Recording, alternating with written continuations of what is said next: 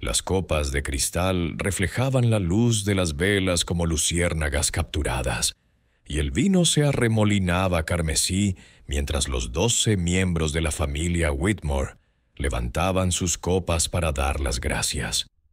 En cuestión de minutos, todos estarían muriendo. Esta es la historia de cómo una mujer esclava puso de rodillas a toda una plantación de Mississippi con nada más que paciencia, arsénico y un cucharón. Clara se quedó en la puerta entre la cocina y el comedor, con las manos cuidadosamente cruzadas sobre el delantal, observando a la familia Whitmore acomodarse para la cena en aquella húmeda noche de agosto de 1847. El reloj de pie del salón dio 7 campanadas, cada una de las cuales resonó en el denso aire de Mississippi como una campana fúnebre. El olor del pato asado se mezclaba con el de las flores de magnolia que entraban por las ventanas abiertas. Pero bajo todo ello se escondía algo más, el débil olor metálico del arsénico que nadie en la mesa podía detectar todavía. Antes de profundizar en este oscuro capítulo de la historia de Estados Unidos, me gustaría saber desde dónde nos estás viendo ahora mismo. ¿Qué hora es donde estás? Deja un comentario abajo y cuéntamelo. Y si te fascinan historias como esta, dale al botón de me gusta y suscríbete, porque lo que estás a punto de escuchar ha permanecido oculto en los archivos judiciales durante más de un siglo. La plantación Whitmore se extendía a lo largo de 3.000 acres de campos de algodón a las afueras de Natchez, donde el río Mississippi serpenteaba como la espina dorsal de una serpiente. El juez Cornelius Whitmore presidía la finca con el mismo puño de hierro que utilizaba en la sala del tribunal, mientras que su esposa, Margaret, gestionaba la casa, en la que vivían 47 esclavos, con lo que ella llamaba firmeza cristiana. Sus 4 hijos adultos habían regresado a casa para celebrar el 62º cumpleaños del juez, acompañados de sus cónyuges y nietos, llenando la gran casa de risas que pronto se convertirían en gritos. Clara había sido comprada en una subasta en Nueva Orleans 11 años antes. Separada de sus 2 hijas pequeñas, que fueron vendidas a una plantación de azúcar en Luisiana, nunca volvió a verlas. En la cocina de los Whitmore se convirtió en invisible. Un par de manos que removían ollas, amasaban pan y sazonaban comidas con la maestría que hacía que el juez se jactara ante sus colegas de tener la mejor mesa del condado de Adams. «Pásame el pato, ¿quieres?», le pidió Margaret Whitmore a su hijo mayor, sin darse cuenta de que los ojos de Clara seguían cada movimiento desde su puesto junto a la puerta. El arsénico había sido sorprendentemente fácil de conseguir. Se vendía como veneno para ratas en la tienda general, y una mujer negra que lo comprara no despertaba sospechas. La casa grande siempre tenía ratas. Clara lo había estado acumulando durante 3 meses, guardando pequeñas cantidades en una calabaza hueca escondida detrás de los sacos de harina. Sabía exactamente cuánto usar, lo suficiente para matar, pero no tanto como para que el sabor amargo les alertara al primer bocado. La nieta más pequeña, Emma, de 6 años, empujaba las verduras por el plato. «Saben raro, abuela». «Tonterías», respondió Margaret. «Acaba tu plato. La cocina de Clara es irreprochable». ¡Qué horrible poesía! Clara había mezclado el veneno en la reducción de vino que había vertido sobre el pato. Lo había removido en la salsa de nata de las verduras, e incluso lo había espolvoreado como azúcar sobre la tarta de cumpleaños que esperaba en la cocina. Todos los platos que iban a probar llevaban la muerte en su condimento. La familia continuó con la comida, hablando de los precios del algodón y de los próximos compromisos sociales, mientras su destino se cristalizaba en sus venas con cada bocado. El juez Whitmore levantó su copa para brindar la tercera de la noche. Por la familia, declaró con la voz ya empezando a arrastrarse, aunque lo atribuyó al vino. Por la prosperidad, por el orden natural de las cosas. Los dedos de Clare se aferraron al marco de la puerta. A las 7:45, la joven Emma había vomitado sobre el mantel. Su madre corrió a su lado, pero sintió que sus propias piernas se doblaban. El juez intentó ponerse de pie, con el rostro enrojecido y las manos agarrándose la garganta. Uno por uno, como fichas de dominó en un juego grotesco, los miembros de la familia Whitmore comenzaron a convulsionar. «¡La comida!», exclamó alguien. «¡Nos han envenenado!». Todas las miradas se dirigieron hacia la puerta de la cocina. Pero Clara ya había desaparecido. El comedor se sumió en el caos, sillas volcadas, cuerpos tirados en el suelo. El hijo menor de los Whitmore gateó hacia la puerta, pero se derrumbó a pocos centímetros de escapar. Margaret Whitmore, incluso con espuma en las comisuras de la boca, tuvo fuerzas suficientes para gritar una palabra que resonó en toda la plantación. «Clara». Pero hay algo que los registros históricos no recogen. Los demás esclavos que se encontraban en la casa esa noche. Los lacayos que podrían haber ido a buscar al médico, pero que en lugar de eso caminaron lentamente. Las criadas que oyeron los gritos, pero terminaron de doblar la ropa antes de investigar. El mozo de cuadra que vio a Clara dirigiéndose hacia el río con un fardo, pero no se lo contó a nadie hasta la mañana siguiente. ¿Qué habrías hecho tú de pie en esa puerta, viendo sufrir a tus captores? ¿Habrías ayudado o habrías desaparecido en la noche como el humo? 12 personas se sentaron a cenar en la plantación Whitmore el 18 de agosto de 1847. Por la mañana, la gran casa estaría tan silenciosa como una tumba, y Clara estaría a 20 millas río abajo, siguiendo el mapa invisible del ferrocarril subterráneo hacia una libertad que había comprado con arsénico y rabia. Pero la historia no termina con sillas vacías y sopa fría. A las 8:15, el comedor de los Whitmore parecía un campo de batalla donde el enemigo era invisible y la victoria significaba simplemente respirar una vez más. El juez había caído de bruces sobre su tarta de cumpleaños. El verdadero horror del envenenamiento por arsénico no es la muerte, sino la espera dentro de la gran casa. 12 miembros de la familia Whitmore se retorcían en diversas fases de agonía, con síntomas que se sucedían como una sinfonía escrita en el sufrimiento. El reloj de pie seguía marcando el tiempo con constancia, cada tic-tac señalando un segundo más de su descenso. El aroma de magnolia había sido sustituido por el olor acre del vómito y el miedo, mientras que los pulidos suelos de roble se volvían resbaladizos por el sudor y cosas peores. A través de las altas ventanas, las cabañas brillaban con la luz de las lámparas, pero no llegó ninguna ayuda. El doctor Edmund Hayes vivía a solo 3 millas de distancia y trataba a las familias de las plantaciones de todo el condado de Adams, con una combinación de medicina moderna y el viejo pragmatismo de Mississippi. Esa noche su maletín médico permanecería cerrado y su caballo sin ensillar.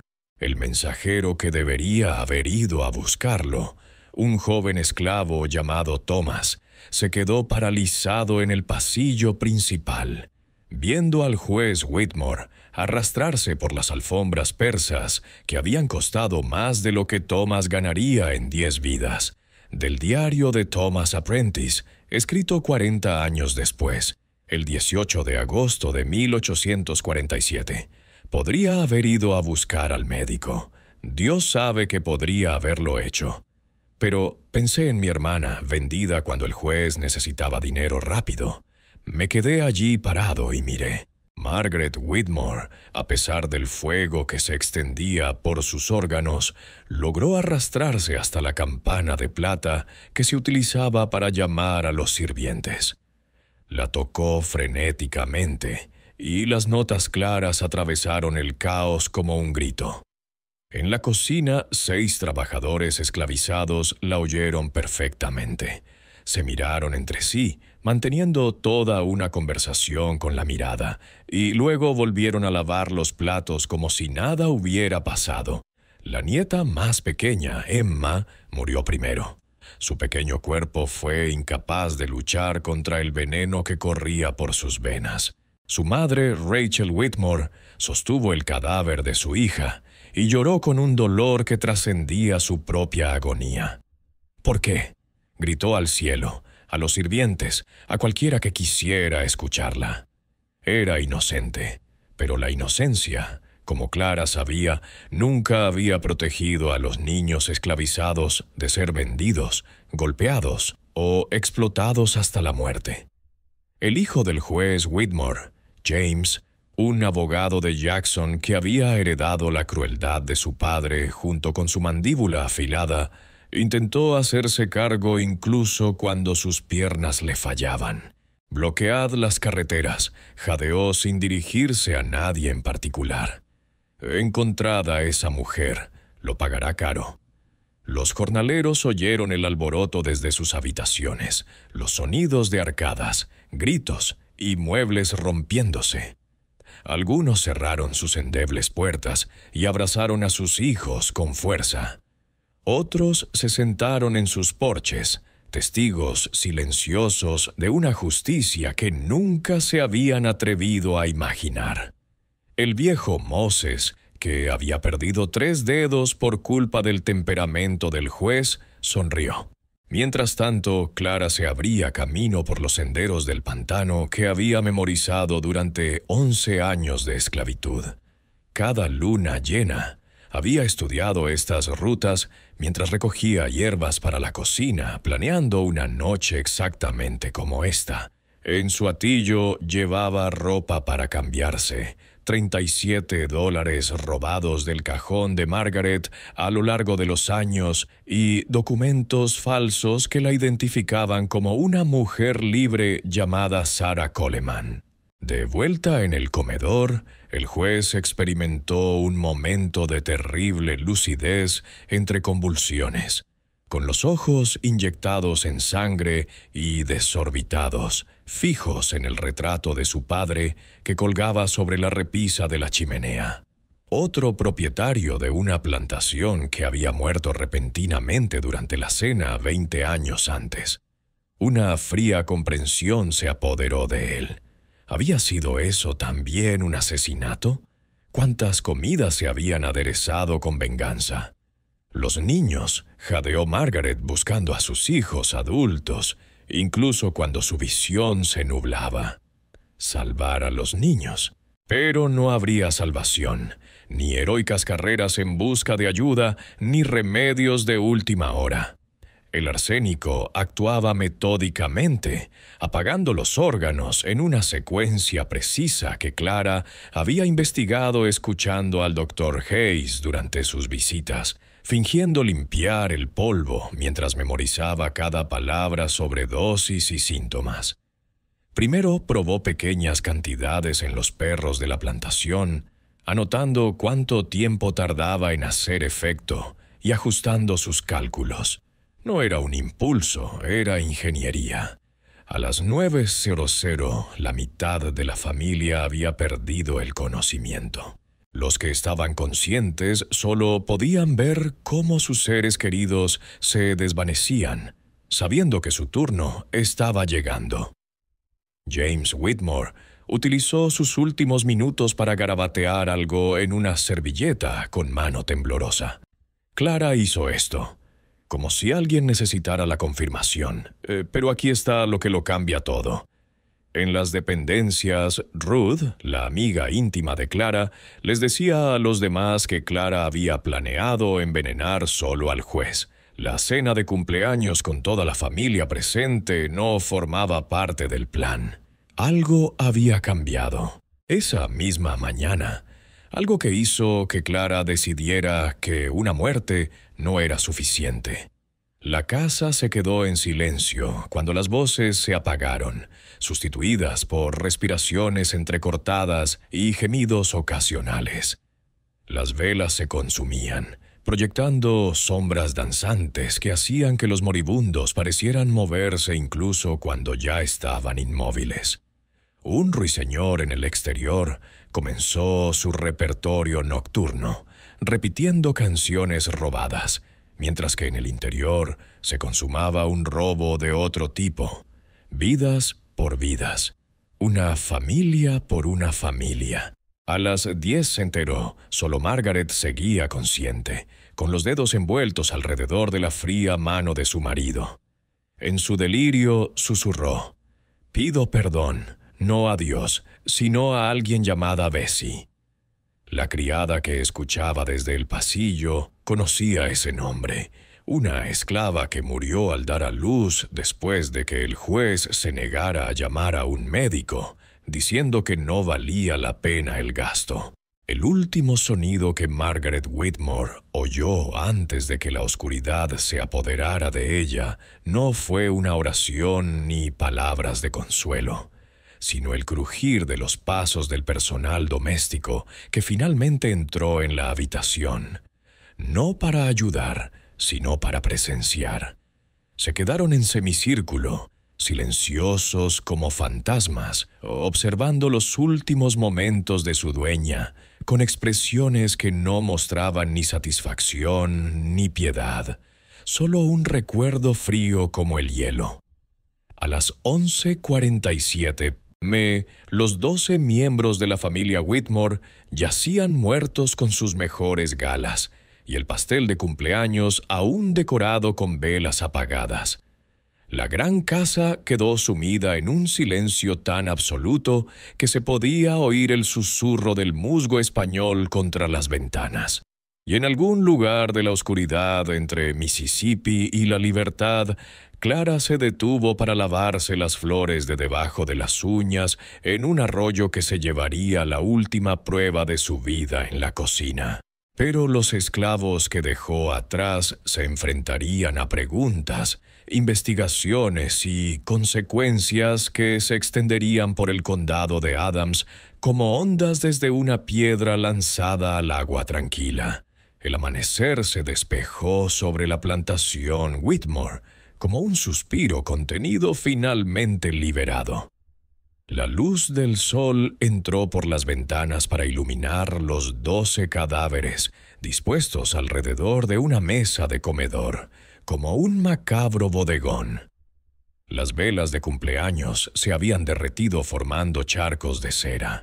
¿Qué le sucede a una plantación cuando todas las personas blancas de la propiedad mueren en una sola noche?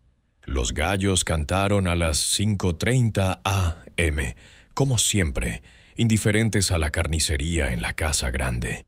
El aire de la mañana traía el olor de la madre selva y la muerte en igual medida, mientras las gotas de rocío se acumulaban en las telarañas tendidas entre las barandillas del porche, como la cinta de la escena del crimen de la naturaleza. En los barracones, 47 esclavos se enfrentaban a una terrible decisión: informar de las muertes y enfrentarse a un interrogatorio o aprovechar este momento de libertad sin precedentes.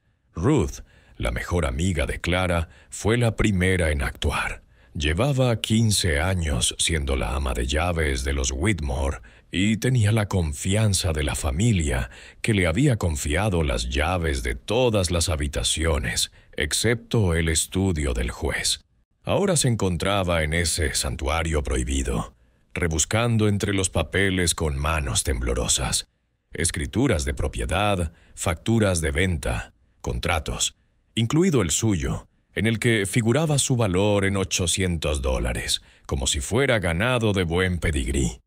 «Quémalo todo», sugirió Samuel el herrero con una voz apenas audible. Diles que unos bandidos entraron por la noche. Pero el viejo Moses, con su mano de 3 dedos apoyada en el bastón, sacudió su cabeza canosa. ¿Crees que se creerán que unos bandidos envenenaron a una familia durante la cena? Nos colgarán a todos antes de hacer preguntas. El debate se desarrollaba en voz baja, mientras arriba las moscas ya habían descubierto el festín.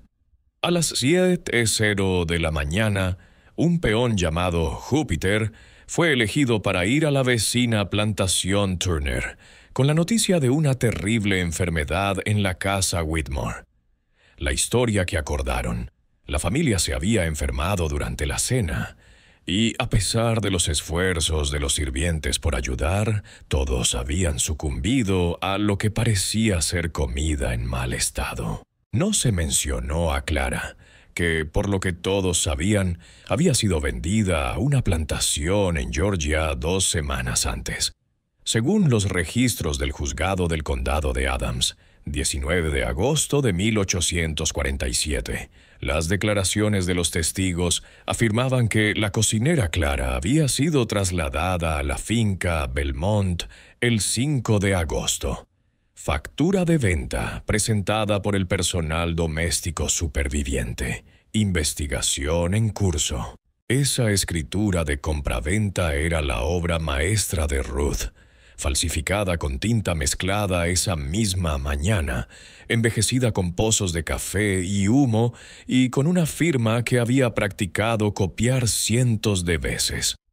Clara le había enseñado a leer y escribir en secreto a la luz de las velas, arriesgándose a recibir azotes por cada letra que aprendía. Cuando el sheriff William Donovan llegó a las 9:43 a.m., con el forense del condado, se encontró con una escena de caos orquestado. Los sirvientes lloraban de forma convincente por sus amos fallecidos, mientras otros fregaban manchas que nunca se limpiarían. Ruth los recibió en la puerta, con los ojos enrojecidos por frotárselos con jugo de cebolla. «Ocurrió tan rápido, sheriff», sollozó. «En un momento estaban celebrando y al siguiente…» Gesticuló impotente hacia el comedor. El forense, el doctor Marcus Webb, era un hombre meticuloso que había estudiado en Filadelfia antes de regresar al sur. Examinó cada cuerpo con precisión científica, observando el rubor rojo cereza de la piel, las pupilas contraídas, la espuma seca en las comisuras de la boca. Su evaluación preliminar: envenenamiento por arsénico, sin duda. La cantidad sugerida en sus notas habría requerido el acceso a kilos de la sustancia. «¿Quién preparó la comida?», preguntó el sheriff Donovan, aunque ya sospechaba la respuesta. «Todos lo hicimos», respondió Ruth, una verdad a medias envuelta en lealtad. «Clara preparó las salsas antes de irse, pero yo terminé de cocinar. Samuel trinchó el pato. Letty preparó las verduras. Si la comida estaba contaminada, todos la tocamos. Brillante. Repartir la culpa de tal manera que se volviera transparente». El sheriff examinó la cocina y la encontró impecable. Los trabajadores esclavizados habían pasado toda la noche limpiando, eliminando cualquier rastro de la preparación del veneno. La despensa solo contenía ingredientes comunes. El veneno para ratas estaba escondido detrás de los sacos de harina, con la cantidad exacta que figuraba en el recibo de compra de hacía 6 meses. Pero el doctor Webb se fijó en algo que los demás pasaron por alto. Había un pétalo de magnolia en el suelo de la cocina que alguien había traído en el zapato. Los magnolios no crecían cerca de la cocina, solo junto al camino del río. Alguien había estado fuera durante la noche, caminando por donde no debía, registrando los terrenos. El sheriff ordenó que se registraran todas las cabañas y todas las dependencias.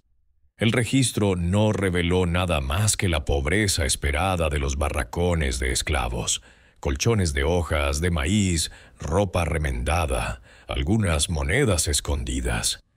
Lo que no encontraron era más revelador. No había cartas, ni libros, ni rastro de la escuela secreta que Clara llevaba 3 años dirigiendo, enseñando a otros a leer, copiando versículos de la Biblia. Esos materiales habían sido quemados a las 3:00 a.m. y las cenizas esparcidas en el huerto. Al mediodía, la noticia se había extendido a todas las plantaciones del condado de Adams. Las familias blancas cerraron sus puertas con llave y miraron a sus sirvientes con nueva sospecha. Algunos despidieron a sus cocineros por completo, prefiriendo el hambre al miedo. Entonces, la familia Turner obligaba a sus trabajadores esclavos a probar cada plato antes de servirlo, convirtiendo las comidas en rituales de prueba de veneno. Mientras tanto, Clara viajaba en un carro de madera conducido por un hombre negro libre llamado Josiah, que formaba parte de la red del ferrocarril subterráneo, que operaba como oraciones susurradas en el sur profundo. Había llegado a la frontera de Luisiana y sus documentos falsos habían resistido una inspección superficial. El carro llevaba compartimentos ocultos con otros 3 fugitivos, pero Clara viajaba abiertamente, interpretando el papel de Sarah Coleman, una costurera que se dirigía a visitar a su familia en Baton Rouge. De vuelta en la plantación Whitmore, la investigación se intensificó. Un juez de Jackson llegó para supervisar las complejidades legales. Sin herederos blancos presentes y con toda la familia directa muerta, la propiedad de la finca quedó en entredicho. Las 47 personas esclavizadas vivían en un limbo aterrador. Técnicamente seguían siendo propiedad, pero ¿de quién? El sheriff Donovan interrogó a cada trabajador por separado, buscando contradicciones en sus historias, pero ellos se mantuvieron firmes en la narrativa que Ruth había elaborado. Clara había sido vendida. La familia había comido con normalidad. La enfermedad llegó de repente. Cuando se le presionó sobre el paradero de Clara en Georgia, Ruth presentó cartas falsificadas durante las 2 semanas anteriores en previsión de este momento. Escribe que la familia Belmont la trata bien, dijo Ruth con la mirada baja. Dice que echa de menos a sus amigos de aquí, pero que acepta la voluntad de Dios. La voluntad de Dios envuelta en arsénico. El doctor Webb realizó las autopsias esa tarde y confirmó una intoxicación masiva por arsénico en todas las víctimas. La cantidad sugería un asesinato deliberado, no una contaminación accidental, pero con la supuesta autora vendida a Georgia y sin testigos dispuestos a romper filas, la investigación se estancó. Esa noche, mientras se preparaban los cuerpos de los Whitmore para el entierro, la comunidad esclava se reunió en sus alojamientos para rezar.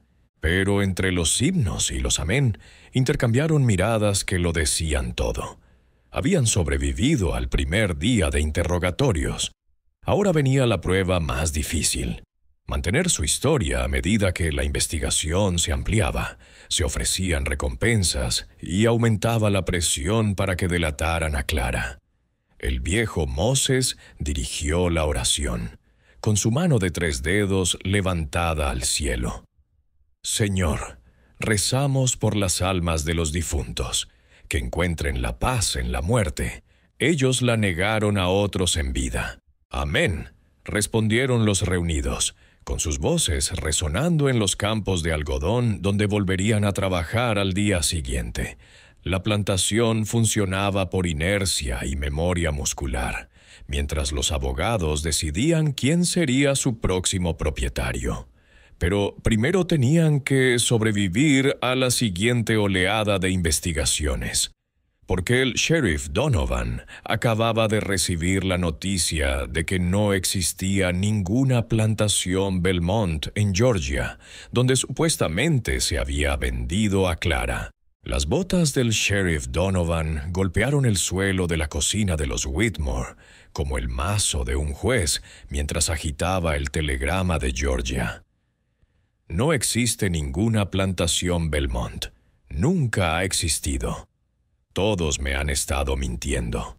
El sol de la mañana proyectaba sombras de barrotes de prisión a través de las ventanas de la cocina, donde 6 trabajadores esclavizados estaban en fila, con su historia inventada desmoronándose como un pergamino viejo. Ruth mantuvo una expresión neutra. A pesar de los latidos acelerados de su corazón, hacía tiempo que había aprendido que sobrevivir significaba convertirse en un espejo, reflejando lo que los blancos querían ver. El telegrama que revoloteaba en la mano de Donovan bien podría haber sido una soga. Detrás de ella podía oír la respiración entrecortada de Samuel, sentir el temblor de Letty y percibir el miedo que emanaba de ellos en oleadas tan densas como la humedad del Mississippi. Ahora, continuó Donovan, bajando la voz hasta un susurro más aterrador que cualquier grito. Hablemos de lo que realmente le pasó a Clara. A 20 metros de distancia, Clara, ahora Sarah Coleman, estaba sentada en la sección para personas de color de un barco de vapor que remontaba el río Mississippi. El revisor apenas había echado un vistazo a sus papeles, distraído por una mujer blanca que se quejaba de su camarote.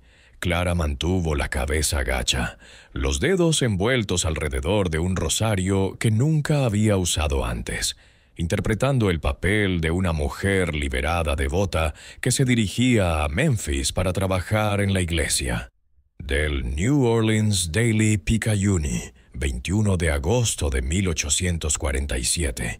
12 muertos en el condado de Adams. Toda la familia de una plantación envenenada.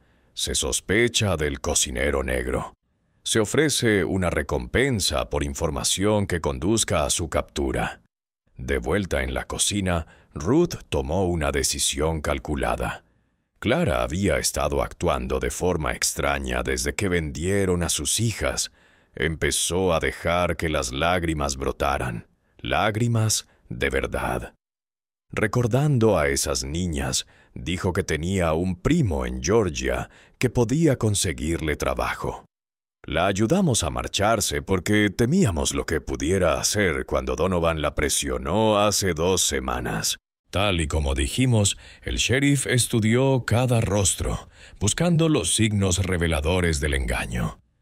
Pero se trataba de personas que habían pasado toda su vida ocultando sus pensamientos, tragándose las palabras, sobreviviendo al hacerse invisibles. No le dieron nada. Mientras tanto, los buitres legales se habían abalanzado sobre la finca Whitmore. Primos lejanos aparecieron desde 3 estados de distancia, reclamando derechos de herencia. Los abogados llegaron en carruajes, calculando el valor de la tierra, el algodón y la propiedad humana con igual desapego. Las 47 personas esclavizadas se vieron evaluadas como si fueran muebles, mientras su destino quedaba en un limbo burocrático. Esa tarde, Donovan ordenó algo sin precedentes, una persecución a gran escala. Envió jinetes a todas las carreteras principales, cruces de ríos y estaciones de tren en un radio de 160 kilómetros.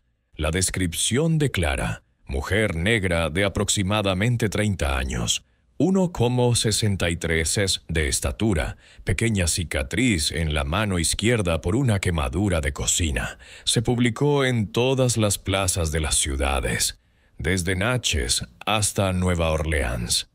Pero Clara lo había previsto. Antes de marcharse, había utilizado lejía para aclarar su piel lo suficiente como para confundir las descripciones. Se había peinado de forma diferente y había alisado su ropa para que pareciera más pesada. La cicatriz de su mano quedaba oculta bajo unos guantes que había robado del cajón de Margaret Whitmore, de fino cuero de cabritilla, que la identificaban como una mujer acomodada y no como una cocinera fugitiva. La búsqueda se intensificó cuando los investigadores encontraron algo escondido en la cabaña abandonada de Clara.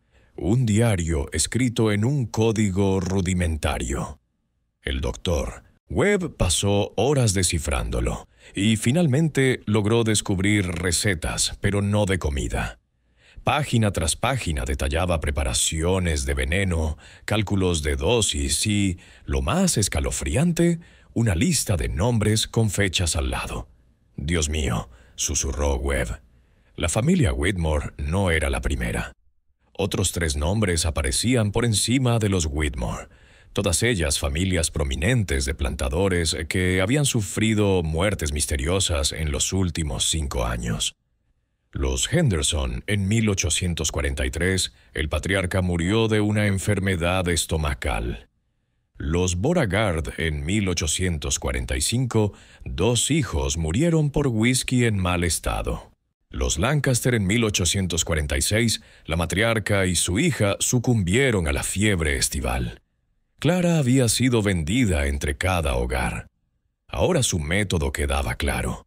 Trabajaba en silencio, se ganaba la confianza y, cuando llegaba el momento, atacaba con precisión antes de ser vendida a la siguiente familia desprevenida. Los Whitmore habían sido simplemente su obra maestra, su última declaración antes de desaparecer. Se exhumaron los cadáveres. Se realizaron pruebas. Se encontró arsénico en todos ellos. La revelación conmocionó a la sociedad de Mississippi. ¿Cuántos otros cocineros planeaban una venganza similar? ¿Cuántos sirvientes fieles estaban realmente esperando el momento oportuno? La paranoia se extendió más rápido que la fiebre amarilla.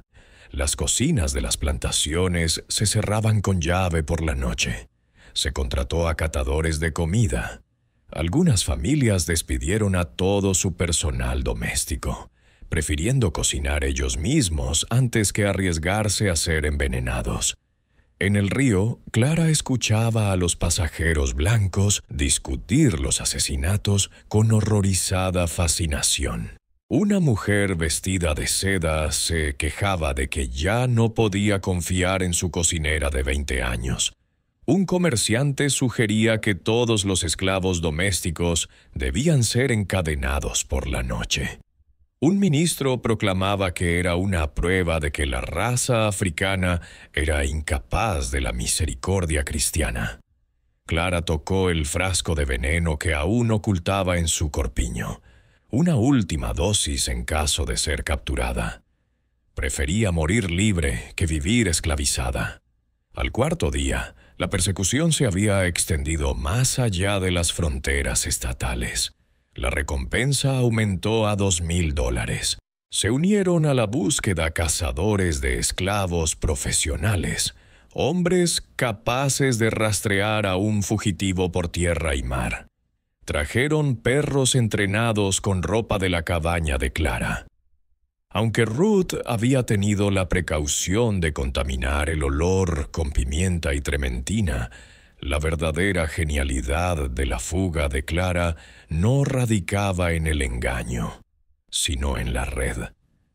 El ferrocarril subterráneo llevaba meses preparándose para este momento.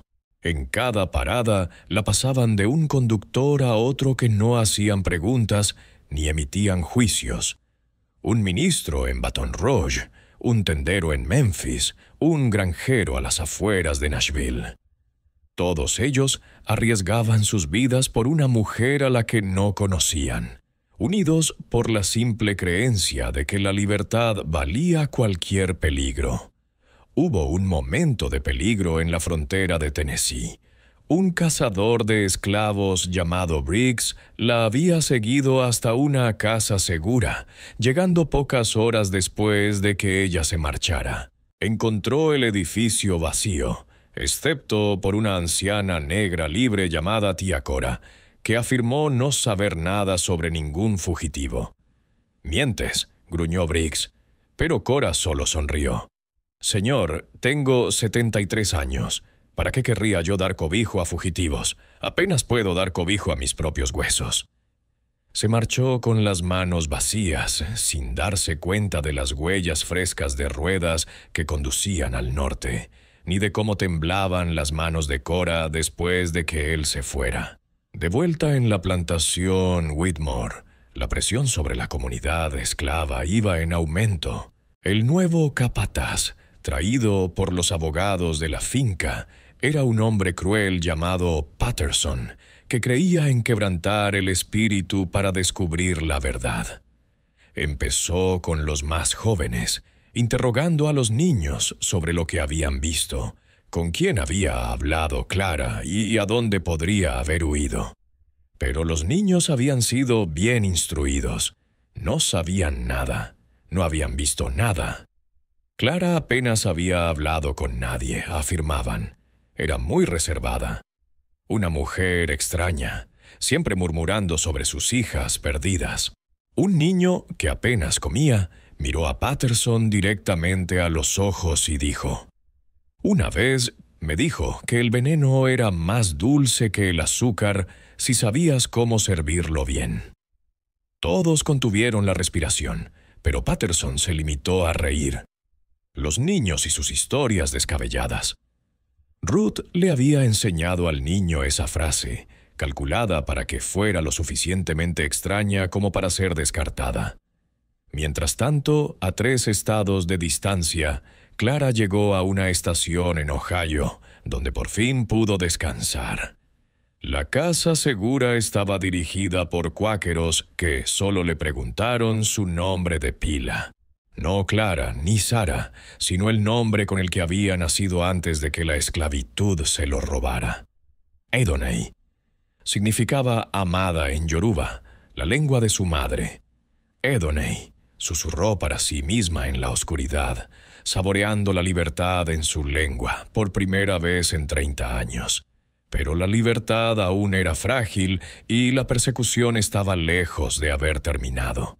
Porque en Mississippi, el sheriff Donovan acababa de establecer una conexión que lo cambiaría todo. Un patrón en los movimientos de Clara que podría predecir hacia dónde se dirigía. El sheriff Donovan extendió 4 mapas sobre la mesa del juzgado, cada uno marcado con una X roja donde Clara había matado. Una línea los conectaba, dirigiéndose constantemente hacia el noreste. No está huyendo al azar, se dirige a un lugar concreto. La revelación llegó a las 2:30 de la madrugada. Tras horas conectando muertes, fechas y destinos, la luz de la lámpara parpadeaba sobre los mapas, proyectando sombras que bailaban como secretos culpables, mientras el humo del tabaco se acumulaba hasta hacerse denso. Afuera, la lluvia de septiembre golpeaba el techo del juzgado con la intensidad de acusaciones tamborileadas. En un rincón, el Dr. Webb trazaba la ruta con el dedo. Su mente médica, que veía lo que otros habían pasado por alto, observó que todas las plantaciones a las que Clara había atacado estaban conectadas por algo más que la geografía. «Fíjense en los nombres», dijo Webb en voz baja. Henderson vendió esclavos a Bogard. La hija de Bogard se casó con un Lancaster y Margaret Whitmore. Sacó un libro de contabilidad amarillento. Su apellido de soltera era Henderson. La sala quedó en silencio, salvo por el golpeteo de la lluvia. Clara no había sido asignada al azar a estas familias. Había estado siguiendo una red específica de familias. Pero, ¿por qué estas en particular? ¿Qué las conectaba más allá del matrimonio y el dinero? La respuesta se encontraba en una factura de venta manchada por el agua de 1836, descubierta entre los efectos personales del juez Whitmore. Una transacción por una mujer negra de 19 años, llamada Clara, y 2 niñas de 3 y 5 años. El vendedor, la plantación Henderson. Los compradores. Varias partes en el mercado de esclavos de Nueva Orleans. Dios mío, susurró Donovan. Ha estado buscando a las familias que vendieron a sus hijas 100 millas al norte. Clara, que seguía viajando como Sarah Coleman, estaba sentada en una pequeña iglesia AMI a las afueras de Cincinnati, escuchando un sermón sobre Moisés liberando a su pueblo de la esclavitud. La congregación se balanceaba al ritmo de un entendimiento compartido, con voces que se elevaban en armonías que hablaban de penas demasiado profundas para expresarlas solo con palabras. Ella apretó su rosario, el único accesorio de su actuación al que se había encariñado de verdad. Después del servicio, la esposa del ministro, la señora Elizabeth Harper, se le acercó. «Hermana Sarah, pareces preocupada».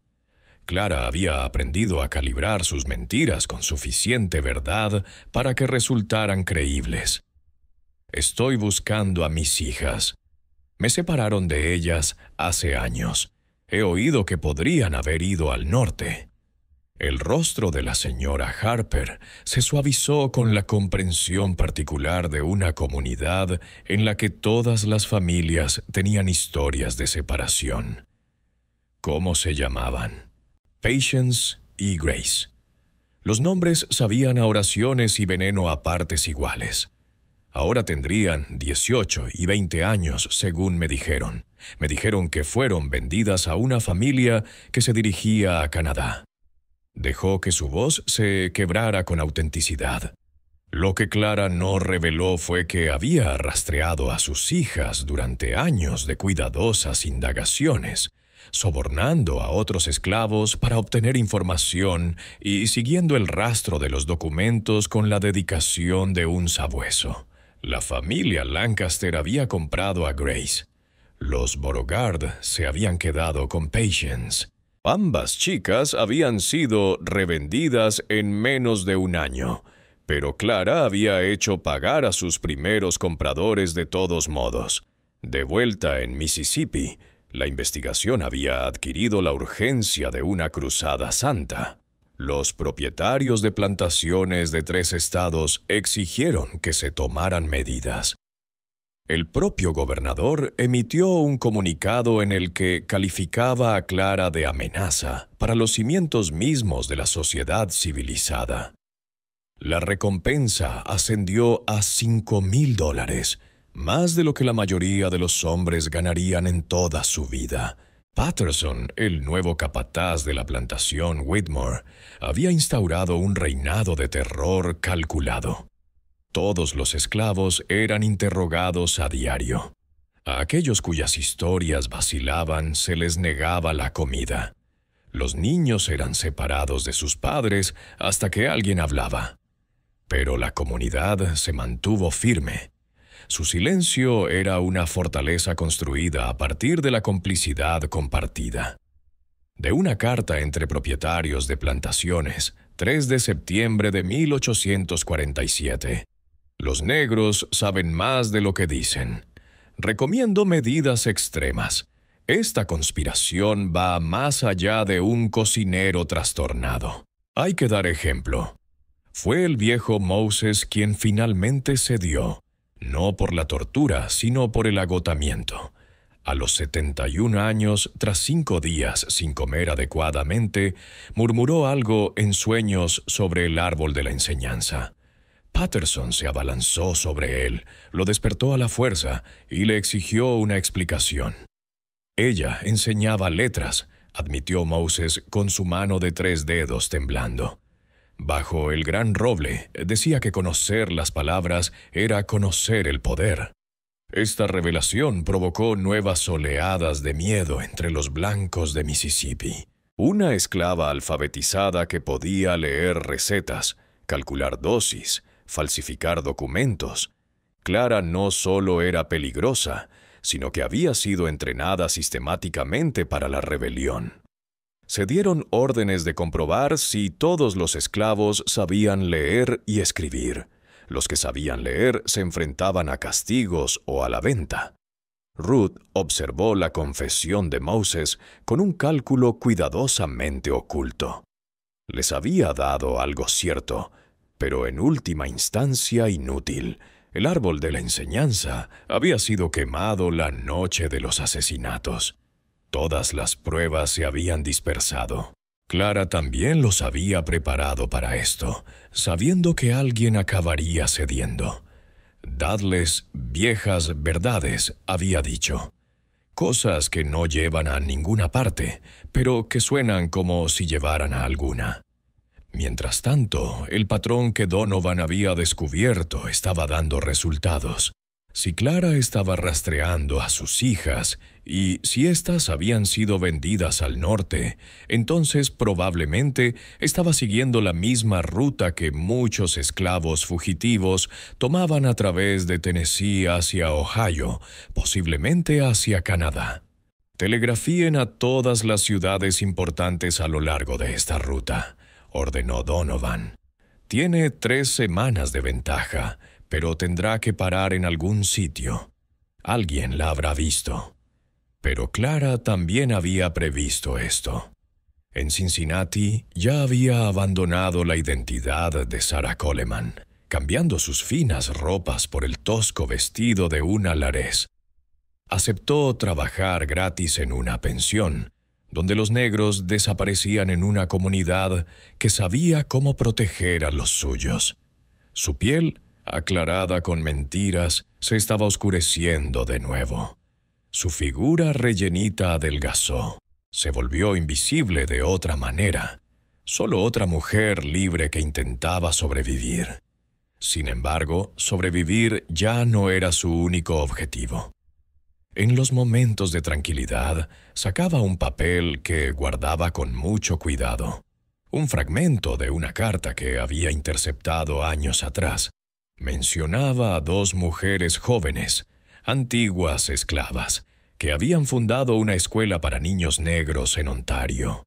Los nombres eran diferentes, pero las edades coincidían. La carta describía a una como poseedora de las cuidadosas manos de su madre y a la otra como poseedora de una voz cantarina que podía hacer llorar a los ángeles. Clara recordaba las voces de sus hijas, sus pequeñas manos. Grace siempre mantenía su meñique izquierdo ligeramente torcido. Pacientes tenía una marca de nacimiento detrás de la oreja derecha, con forma de luna creciente. Estos detalles vivían en la memoria de su cuerpo, grabados más profundamente que cualquier cicatriz. La pensión donde trabajaba se convirtió en su nuevo lugar de vigilancia. Escuchaba todas las conversaciones, recopilaba cualquier información sobre antiguos esclavos que se dirigían a Canadá. Poco a poco, con cuidado, trazó su siguiente ruta. Pero, sin que Clara lo supiera, su invisibilidad cuidadosamente construida tenía un defecto. El Dr. Webb, que estudiaba su diario en Mississippi, había notado algo que otros pasaban por alto. Una forma peculiar de escribir la letra G, con un rizo distintivo en la base. Había visto ese mismo rizo en listas de colada, inventarios de cocina e incluso en la factura de venta falsificada. «Puede cambiar su apariencia», le dijo Webb a Donovan por telégrafo, «pero no puede cambiar su letra. Revisa las pensiones, las iglesias, cualquier lugar donde pueda buscar trabajo. Busca esta forma de escribir la letra». La persecución se estaba cerrando, siguiendo las huellas gemelas de la letra y el desamor. Clara había matado por sus hijas, había huido por sus hijas, y ahora lo arriesgaba todo para encontrarlas. Pero 7 cadáveres yacían en tumbas de Mississippi, y la justicia, o lo que se consideraba como tal en 1847, exigía sangre por sangre en Cincinnati. Clara escribió una carta más firmándola con esa G distintiva. Era un riesgo calculado, pero necesario. La carta estaba dirigida a una escuela de Ontario, preguntando por 2 profesores. No tenía forma de saber que la carta nunca llegaría, interceptada por las autoridades que vigilaban el correo precisamente en busca de ese tipo de correspondencia. Los golpes llegaron a las 4:17 a.m., precisos y deliberados contra la puerta de la pensión. Clara se despertó al instante y su mano encontró el frasco de veneno antes de que sus pies tocaran el suelo. A través de las finas paredes oyó botas, varios pares, subiendo las escaleras. La libertad siempre suena como pasos en la oscuridad. La pensión de Elm Street estaba situada en Bucktown, Cincinnati, donde los negros libres y los esclavos fugitivos se mezclaban en una comunidad que había aprendido a sobrevivir en silencio. La lluvia golpeaba las ventanas como una lluvia de balas. En el interior, Clara se movía con la eficiencia de alguien que había ensayado ese momento 1000 veces. Se guardó el frasco en el corpiño, cogió el pequeño paquete que siempre tenía preparado y se deslizó hacia las escaleras traseras. La señora Washington, la propietaria de la pensión, recibió a las autoridades en la puerta principal en camisón y fingió cuidadosamente estar confundida. ¿Agentes a estas horas? ¿Qué puede ser? Buscamos a una mujer, la interrumpió el ayudante del sheriff Franklin, empujándola para pasar. Se llama Sarah Coleman, entre otros nombres. Es negra, tiene unos 30 años y una pequeña cicatriz en la mano izquierda. Detrás de ellos, 3 cazadores de esclavos esperaban con cuerdas y expectación.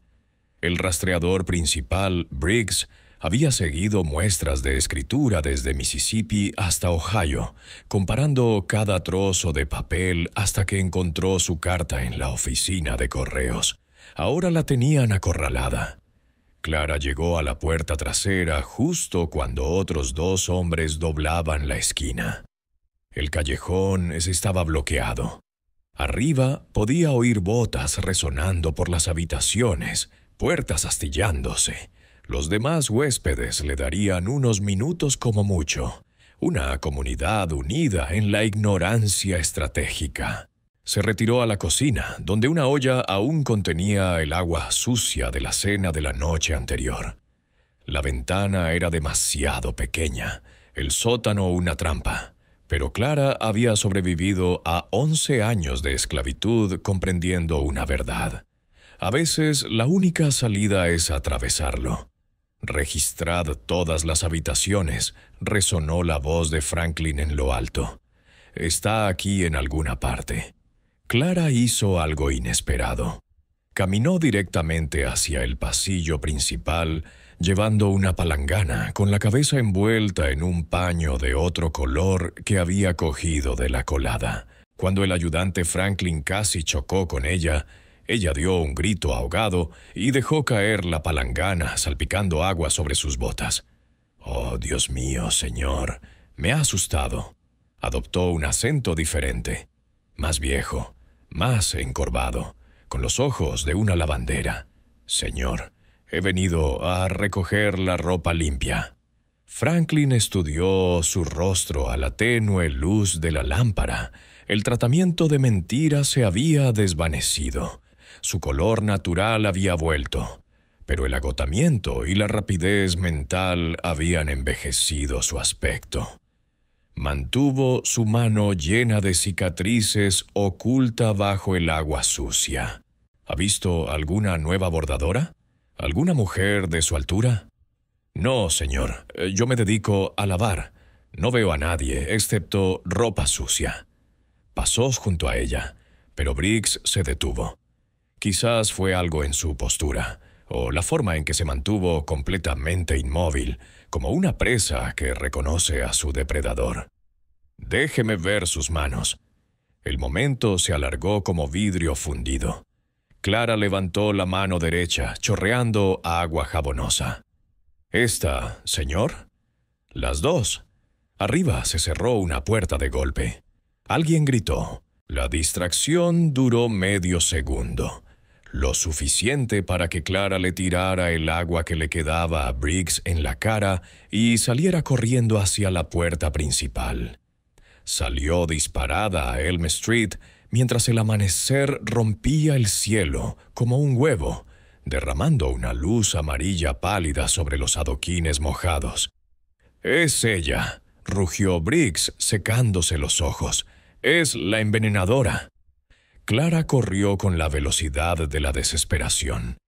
Pero las calles de Cincinnati no eran los pantanos de Mississippi. No había caminos ocultos ni oscuridad familiar.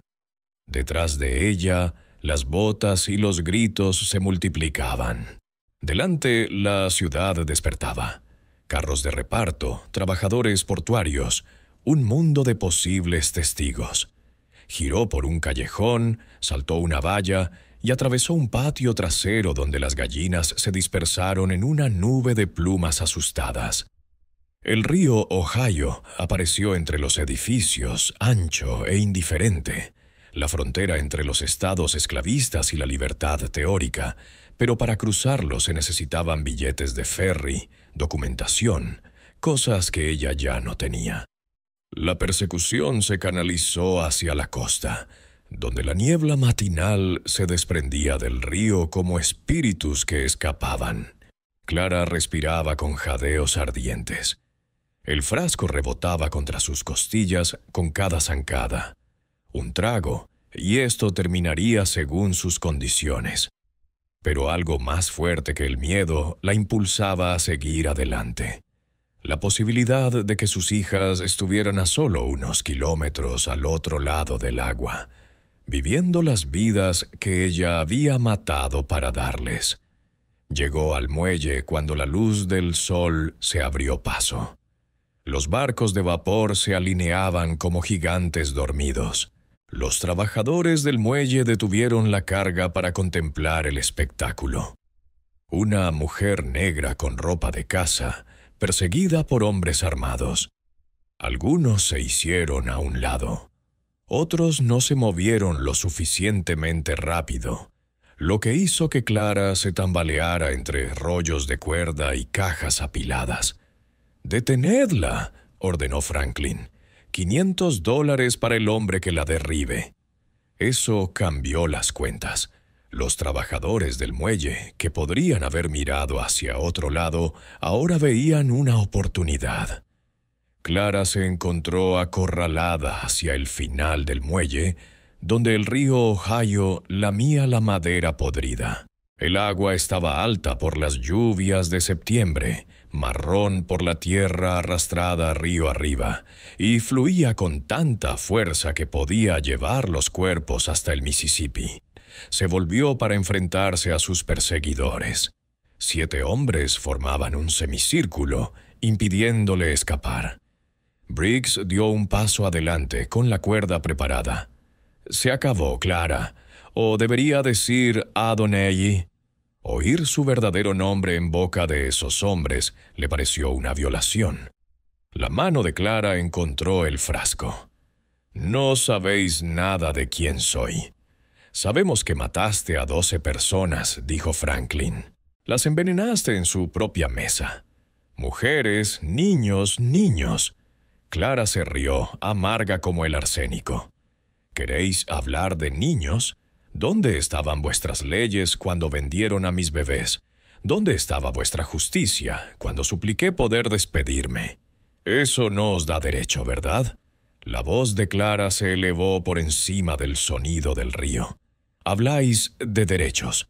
Vosotros que compráis y vendéis seres humanos como si fueran ganado. Vosotros que separáis a las madres de sus hijas, a las esposas de sus maridos, vosotros que nos explotáis hasta que nos rompemos y luego vendéis los pedazos». Detrás de los hombres se había reunido una multitud.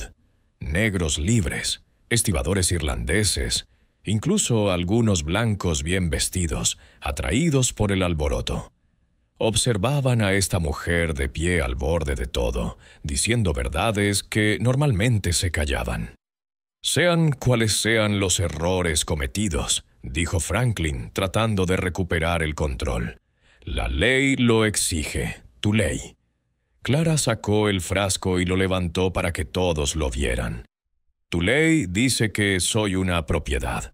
Dice que mis hijas eran propiedades. Dice que nuestras vidas importan menos que tu comodidad. Rechazo tu ley, dijo mientras descorchaba el frasco. Varios hombres dieron un paso adelante, pero se detuvieron cuando ella se lo llevó a los labios. He pasado 11 años sirviendo veneno disfrazado de comida. Hoy elijo mi propio festín. «Esperen», exclamó el Dr. Webb, que había llegado en el tren de la mañana y se abrió paso entre la multitud. Había estudiado su diario, sus métodos, su mente. ¿Sus hijas no quieren saber qué les pasó? Clara dudó. El frasco temblaba en su mano. Webb continuó rápidamente. Las he localizado. Después de los Bergard, después de los Lancaster. Las vendieron, sí, pero no las separaron. Una familia cuáquera las compró a las dos, las llevó a Canadá. Ahora son profesoras, tal y como sospechabas. Mujeres libres, educadas, vivas. «Mientes», dijo ella, pero su voz se quebró con una peligrosa esperanza. «Grace tiene tus manos», dijo Webb, recordando las descripciones del diario. «Patience canta en el coro de la iglesia. Usan los nombres que tú les diste, no los que les impusieron sus dueños. Son libres, Clara. Son libres porque tú sobreviviste lo suficiente como para darles esa oportunidad». La multitud contuvo la respiración. El río chapoteaba. El sol subía más alto, disipando la niebla. Clara se encontraba entre el agua y la tierra, la muerte y la captura, el pasado y un futuro que nunca vería. «Si bebo esto», dijo finalmente, «moriré como una mujer libre. Si me rindo, moriré como una esclava. De cualquier manera moriré, pero solo de una manera será según mis propios términos». Miró al otro lado del agua, hacia Canadá, hacia sus hijas, que tal vez recordarían su rostro, su voz, sus manos, que les enseñó a ocultar su inteligencia hasta que pudiera florecer en un terreno más seguro. Luego miró a los hombres que la habían perseguido, a la multitud que presenciaba la escena, a la ciudad donde casi había desaparecido por completo. «Díselo», le dijo a Webb, a todos, a la historia misma. «Diles que su madre los amaba tanto que se convirtió en un monstruo. Diles que su madre eligió su propio final». El tiempo se ralentizó. El frasco se elevó. Los hombres se abalanzaron hacia adelante. La multitud se agitó. Y en ese caos de movimiento y gritos, Clara tomó su decisión final. No el veneno, no la rendición, sino el río mismo. Se dio la vuelta y saltó. El agua marrón la tragó como la tierra traga los secretos. La buscaron durante horas, días. El río no reveló nada. En septiembre aparecieron 3 cadáveres en la orilla. 2 hombres blancos que se ahogaron en incidentes separados y una anciana negra del río arriba. Ninguno era Clara.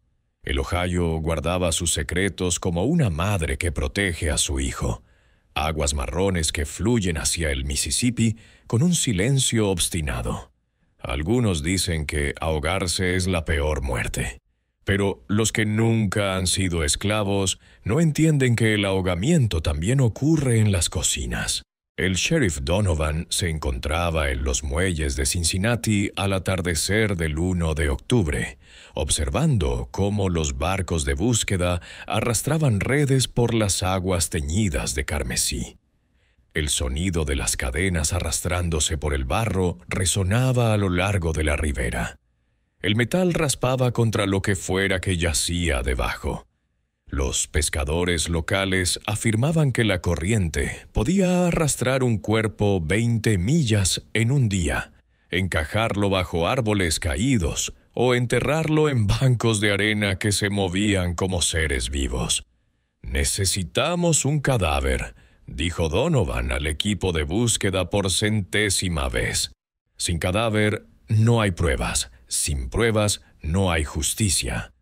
Pero, ¿qué tipo de justicia persigue a una mujer a través de 3 estados por vengar a sus hijos robados? La pregunta quedó sin respuesta en el aire de la tarde, pesada como la humedad. El doctor Webb se había quedado en Cincinnati, aparentemente para identificar a Clara si la encontraban, pero sus motivaciones se habían vuelto complejas. Había pasado semanas estudiando su diario, sus métodos, su mente. La mujer que emergía de aquellas páginas no era el monstruo que describían los periódicos sureños. Era una arquitecta de una venganza cuidadosa, una madre devastada por la pérdida, una química que convirtió sus conocimientos de cocina en armas de guerra. De las notas privadas del Dr. Webb, 2 de octubre de 1847. La policía fluvial afirma que ninguna mujer podría sobrevivir a esa corriente, pero Clara sobrevivió 11 años calculando dosis de veneno mientras fingía ser analfabeta. La supervivencia era su especialidad. Visitó la pensión donde se había alojado y entrevistó a los residentes, que de repente no recordaban nada. La señora Washington insistió en que nunca había acogido a fugitivos. No conocía a ninguna Sarah Coleman. Desde luego, nunca había visto a nadie que se ajustara a la descripción de Clara. Sus negativas tenían la fluidez de alguien que había mentido antes para proteger vidas. Pero Webb se fijó en algunas cosas. Una tabla suelta en el suelo de la habitación que Clara había alquilado, debajo de la cual había un compartimento oculto que contenía $37 y un horario de trenes para Canadá. Una carta a medio escribir con esa letra tan característica. Mis queridas hijas, si recordáis a vuestra madre, ella tenía pensado ponerse en contacto con vosotras. El río les había robado ese reencuentro, ¿o no? El 7 de octubre ocurrió un incidente peculiar 40 metros río abajo. Un granjero llamado Thompson denunció la desaparición de su barca junto con la ropa limpia que su mujer había tendido. Su mujer mencionó haber visto una figura cerca del río al amanecer, demasiado lejos para identificarla con claridad, que se movía con los pasos cuidadosos de alguien que favorecía su lado izquierdo. Podría haber sido cualquiera. El sheriff local despidió a muchos vagabundos a lo largo del río. Pero Webb había leído en el diario de Clara que se había dislocado el hombro izquierdo de niña y que todavía le dolía cuando hacía frío. Se guardó este detalle para sí mismo, archivándolo junto con otras incertidumbres. De vuelta en Mississippi, la plantación Whitmore se había vendido en una subasta. Los 47 esclavos fueron repartidos entre diferentes compradores, y su silencio, cuidadosamente mantenido, se rompió por la distancia. Ruth terminó en una plantación cerca de Jackson, donde continuó enseñando a leer en secreto, utilizando los métodos de Clara. El viejo Moses murió ese invierno, llevándose consigo sus recuerdos a una tierra más blanda que cualquiera en la que hubiera trabajado. El envenenamiento lo había cambiado todo y nada. Las cocinas de todo el sur se convirtieron en focos de sospecha. Algunas plantaciones instituyeron nuevas normas. Los esclavos no podían manipular alimentos solos, no podían comprar suministros, no podían poseer nada que pudiera contener veneno. Pero las normas no podían eliminar el miedo que se había arraigado, el conocimiento de que los supuestamente impotentes tenían poder, que cada comida podía ser un arma. Patterson, el cruel capataz, duró 2 meses en su siguiente puesto antes de morir de lo que parecía ser disentería. Los síntomas eran compatibles con una enfermedad natural, pero la falta de sorpresa de la comunidad esclava sugería lo contrario. Clara había enseñado más que letras bajo ese roble. En Cincinnati, el otoño tiñó las orillas del río de un color rojizo dorado. La búsqueda se suspendió. Clara fue declarada oficialmente muerta por ahogamiento, pero comenzaron a circular historias en Bucktown, susurradas en iglesias y mercados. Una mujer vista al amanecer recogiendo hierbas junto al río.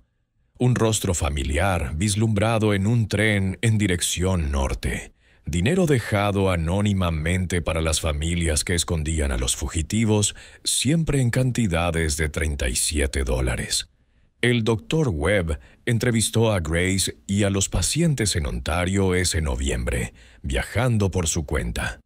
Las jóvenes de 19 y 21 años ahora dirigían una escuela para niños negros en una pequeña comunidad agrícola. Habían adoptado el apellido Freeman, dejando atrás su pasado de esclavas, excepto en la cautela con la que se comportaban, la vigilancia que nunca desapareció por completo.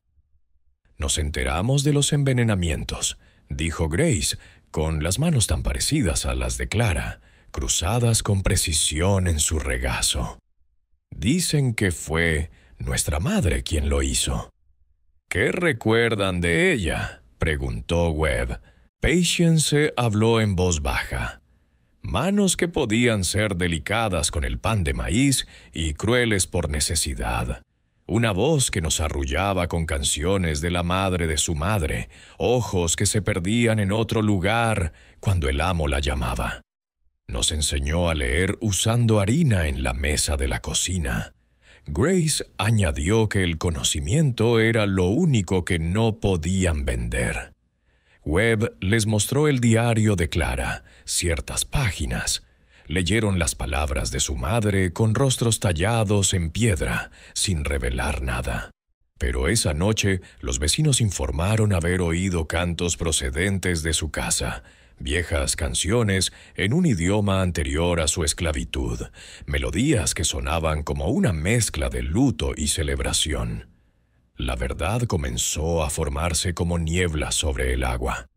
Clara había envenenado a 12 personas en 5 años, posiblemente más. Había localizado a sus hijas gracias a una cuidadosa recopilación de información. Había creado una red de documentos falsificados y conocimientos ocultos.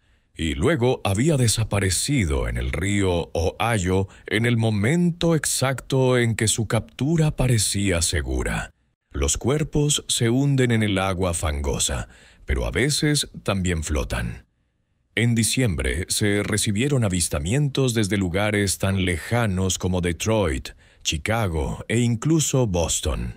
Una mujer que coincidía con la descripción de Clara trabajando en la cocina de un hotel, una carta con esa letra distintiva recibida por los abolicionistas, dinero enviado a las familias de los esclavos, siempre cantidades exactas, $37, $12, uno para cada Whitmore, $5 por el año que había planeado. El sheriff Donovan presentó su informe final el 22 de diciembre de 1847. Clara, mujer negra, cocinera, fallecida por ahogamiento mientras huía de su detención por asesinato. Caso cerrado. Se había hecho justicia, pero Webb siguió investigando, impulsado por una curiosidad profesional que se había transformado en algo más. Encontró patrones en los avistamientos. Una progresión hacia el norte, siempre cerca del agua. Rastreó las compras de veneno en las ciudades a lo largo de la ruta, pequeñas cantidades, dosis medicinales. Nada sospechoso, a menos que se supiera qué buscar. En Nochebuena recibió una carta sin remitente en su hotel. Dentro había una sola flor de magnolia prensada, del tipo que no crecía tan al norte, del tipo que alguien tendría que traer desde Mississippi. Sin palabras, sin firma, solo esa flor que aún desprendía un ligero aroma, que lo decía todo en el lenguaje de los deliberadamente vivos. Webb quemó la carta y la flor esa noche, viendo cómo las pruebas se convertían en humo. Decidió que algunas verdades era mejor ahogarlas que documentarlas. Regresó a Mississippi después de Año Nuevo. Reanudó su práctica y nunca volvió a hablar públicamente de Clara, pero guardó su diario escondido en su maletín médico. A veces, a altas horas de la noche, leía sus anotaciones sobre la preparación de venenos y pensaba en la delgada línea que separa la medicina del asesinato, la curación del daño, cómo las mismas manos que reconfortaban podían matar, cómo los mismos conocimientos que salvaban podían destruir. El río seguía fluyendo, llevando sus secretos hacia el mar. Y en algún lugar de Ontario, en Chicago, en los espacios entre la historia y la leyenda, una mujer que podría ser o no Clara continuaba su viaje. Libre, viva, sin remordimientos. El río Ohio nunca entregó su cuerpo. Pero los ríos saben cómo guardar las historias más importantes. 20 años después, en la cocina de una pensión de Chicago, una anciana negra formaba a nuevos cocineros, prestando especial atención al condimento.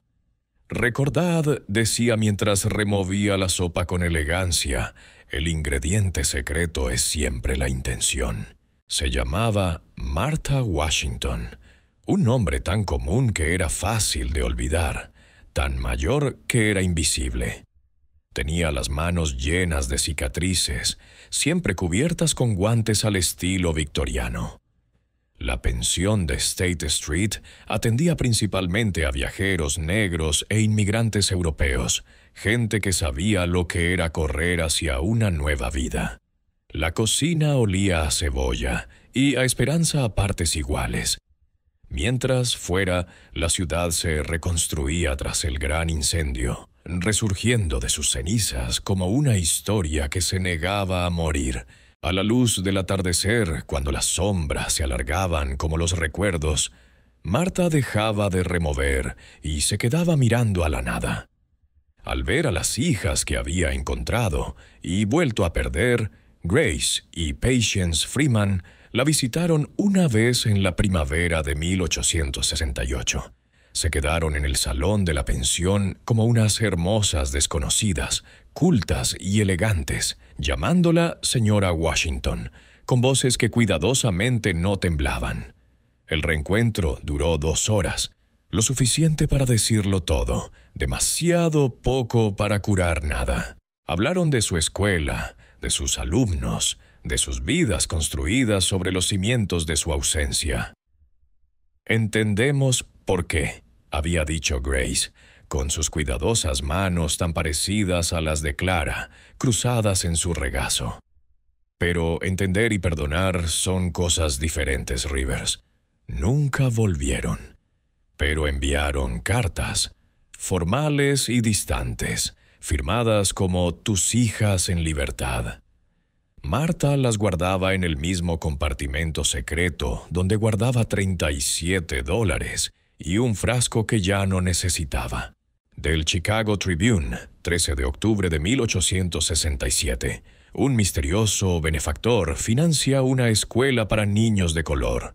Un donante anónimo proporciona exactamente una suma peculiar que coincide con el año de los asesinatos sin resolver de Mississippi. La pensión se hizo famosa por algo más que su buena comida. Los fugitivos encontraban allí su refugio, incluso después de que terminara la guerra y se aboliera la esclavitud legal. Martha les enseñó lo que había aprendido: cómo cambiar su forma de andar, su voz, toda su presencia, cómo falsificar documentos con confianza, cómo leer el peligro en los ojos de los blancos antes de que llegara a sus manos, cómo sobrevivir. Ella nunca hablaba de Mississippi, pero Mississippi hablaba a través de ella. En la forma en que probaba cada plato antes de servirlo, en el armario cerrado con llave donde guardaba las especias y otras sustancias, en las pesadillas que la hacían despertar gritando nombres que nadie reconocía. Emma, Cornelius, Margaret, 12 voces que la llamaban desde sus sueños. La joven Sara, que una vez ayudó en la cocina, le preguntó por las cicatrices de las manos de Marta, no solo por la marca de quemadura que delataba su identidad, sino por las docenas de pequeños cortes, como si hubiera pasado años agarrándose a cristales rotos. «Cada cicatriz cuenta una historia», respondió Marta. «Algunas historias es mejor no contarlas, pero las historias, como los ríos, encuentran su propio camino». El Dr. Webb murió en 1871, con una exitosa carrera médica y su reputación intacta. Entre sus papeles, su hijo encontró un diario y una carta con la indicación de que solo se abriera tras su muerte.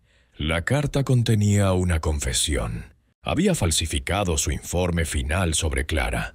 El cadáver de una anciana negra encontrado río abajo había sido identificado oficialmente como el de la envenenadora, lo que permitió cerrar el caso. Pero Webb sabía que las manos del cadáver no tenían cicatrices. La edad no coincidía. Toda la identificación era una mentira cuidadosamente construida. «Existe cierta justicia fuera de la ley», escribió. Clara era culpable de asesinato, pero el sistema que la creó era culpable de algo peor. Decidí dejar que el río guardara sus secretos. Su hijo quemó tanto la carta como el diario, pero no sin antes leer las recetas de Clara, no para envenenar, sino para sobrevivir. Cómo estirar la esperanza lo suficiente como para que durara 11 años. Cómo amar a los hijos que quizá nunca volverías a ver. Cómo convertir la rabia en paciencia, la paciencia en planificación y la planificación en acción. De vuelta en Chicago, Martha Washington llegó a los 70 años.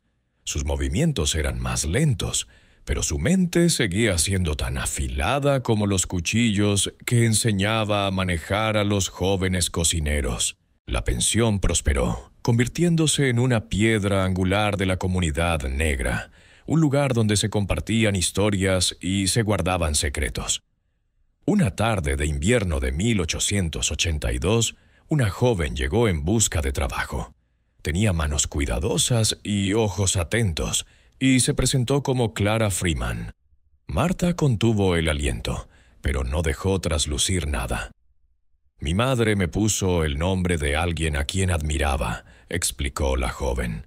«Alguien que eligió la libertad por encima de la seguridad». Esta Clara era la hija de Patient, que llevaba el nombre de su abuela a una nueva generación.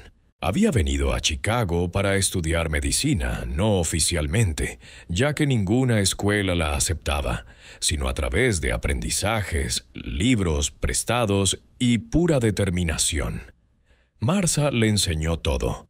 Cocina, por supuesto, pero también química disfrazada de recetas, cómo ciertas hierbas podían curar o dañar, dependiendo de la dosis, cómo leer las intenciones de las personas en sus apetitos, cómo ocultar el conocimiento detrás de la humildad. La nieta que nunca pensó que conocería se convirtió en su alumna más dedicada. «¿Por qué me enseñas esto?», preguntó Clara, la más joven, una noche después de aprender sobre sustancias que podían detener un corazón o salvarlo. «Porque el conocimiento es poder», respondió Marta, repitiendo las palabras que había pronunciado bajo un roble décadas atrás. «Y el poder en las manos adecuadas puede cambiar el mundo». La anciana murió en 1885 plácidamente mientras dormía, o al menos eso decía el certificado de defunción. Pero Clara Freeman encontró pruebas de una última dosis, autoadministrada, perfectamente sincronizada. Incluso su muerte fue una elección, no una rendición. En el funeral apareció una doliente inesperada. Una anciana blanca de Mississippi, vestida con ropa cara, con el rostro oculto por un velo negro. Dejó una sola flor de magnolia sobre el ataúd y se marchó sin decir nada.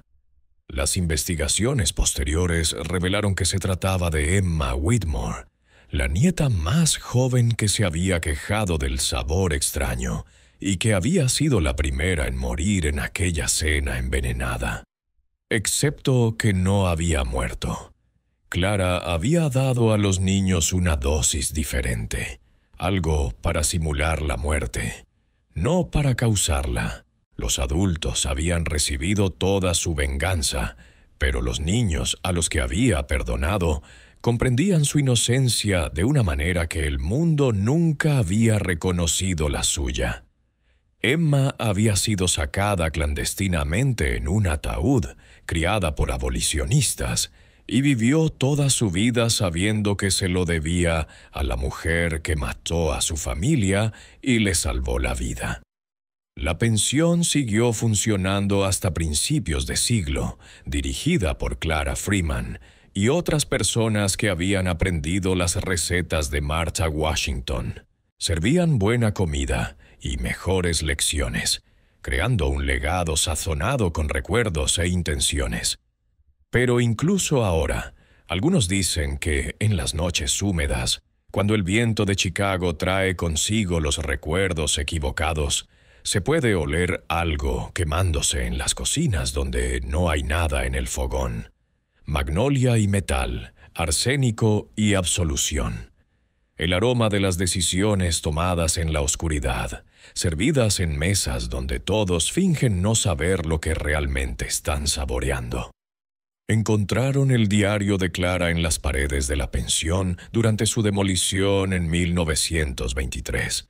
La última entrada, fechada la noche antes de que se arrojara al río Ohio, no contenía recetas, ni planes, ni confesiones, solo 4 palabras escritas con esa letra tan característica: mis hijas son libres. Algunas cadenas solo se rompen cuando estás dispuesto a convertirte en el monstruo que ellos ya creen que eres. Clara lo sabía, lo enseñaba, murió y vivió según este principio.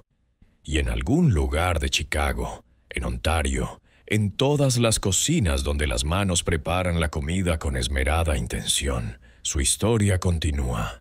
No en los libros, ni en los tribunales, ni en los registros oficiales, sino en el espacio entre el condimento y el servicio, donde el amor y la rabia se combinan para crear sabores que perduran mucho después de que la comida haya terminado.